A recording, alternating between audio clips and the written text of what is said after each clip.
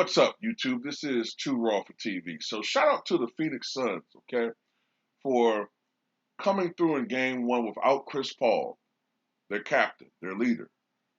And it came through with a 120 to 114 victory over the Los Angeles Clippers.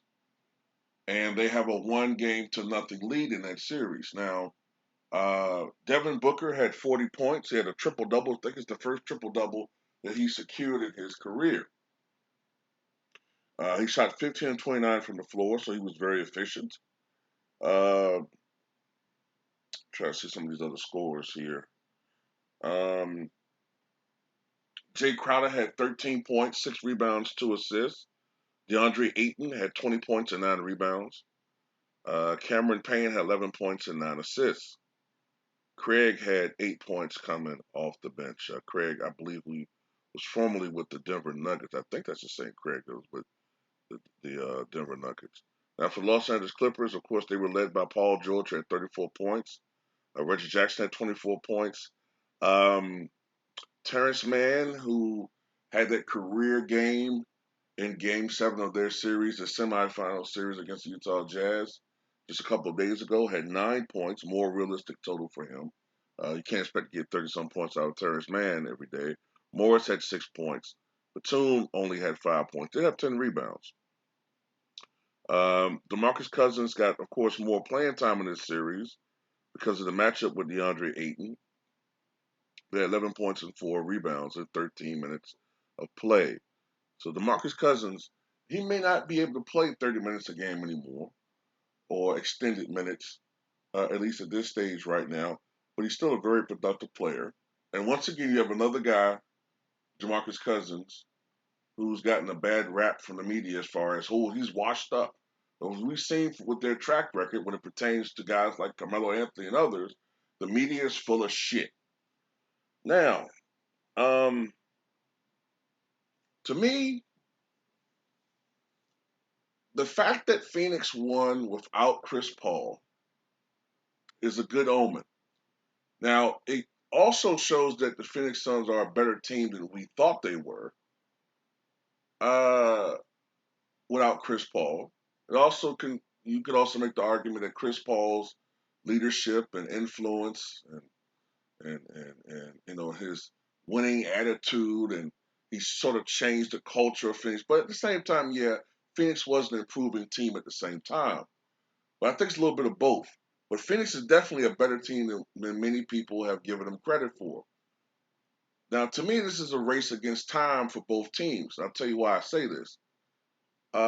Chris Paul is out because of protocol. He tested positive for COVID.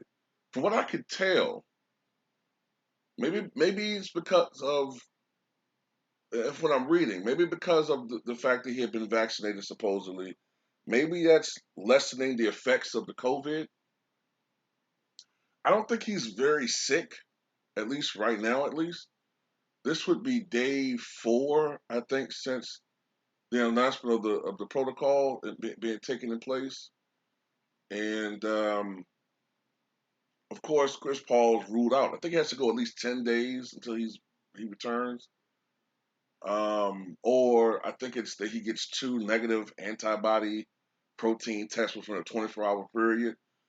Kawhi Leonard, of course, with the Clippers, he's battling the knee injury. He was ruled out for game 1. So the next game is Tuesday.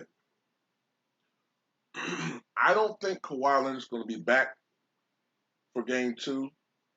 Chris Paul is not going to be back because that'll still be just 6 days.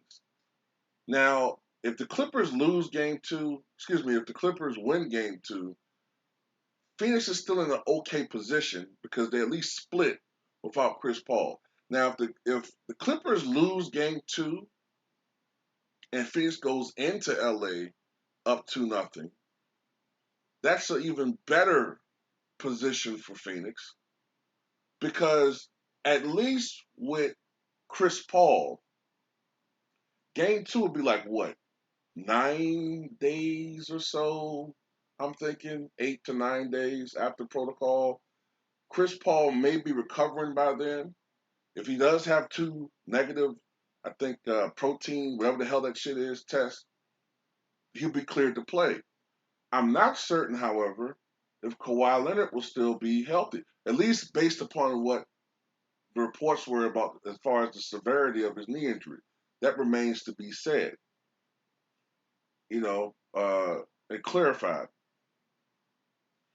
This might be one of them series, man, where it depends on which team is the healthiest. Does Kawhi Leonard come back anytime this series, or is it more realistic that he'll come back by the finals, if they make it to the finals? My guess is that if he's going to come back, it's going to be contingent upon whether they can beat Phoenix without him. That's what I'm thinking. And then maybe during the finals, he could perhaps sometime come back. Whereas I think Chris Paul will be back before this series is over. Maybe, maybe, maybe that favors Phoenix if they can hold court at home. Okay? But that remains to be seen.